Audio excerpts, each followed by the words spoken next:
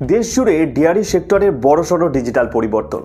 জাতীয় ডিজিটাল পশুধন মিশনের আওতায় এখনও পর্যন্ত ৩৫,৬৮,০০,০০০-এরও বেশি গবাদি পশুকে দেওয়া হয়েছে ইউনিক পশু আধার নম্বর।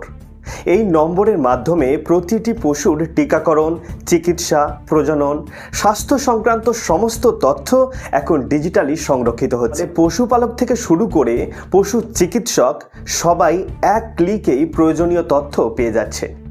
একই সঙ্গে অটোমেটিক মিল্ক কালেকশন সিস্টেমের মাধ্যমে দুধ সংগ্রহের প্রক্রিয়াও হয়েছে পুরোপুরি ডিজিটাল।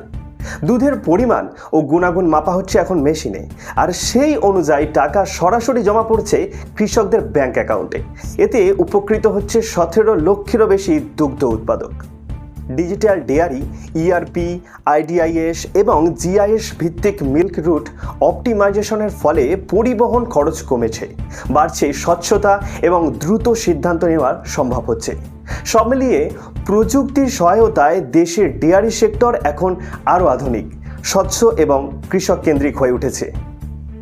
এই ধরনের গুরুত্বপূর্ণ খবর পেতে আমাদের চ্যানেলটিকে অবশ্যই সাবস্ক্রাইব আর ফলো করতে হবে এবং আপনাদের মতামত কমেন্ট করে জানাতে ভুলবেন না।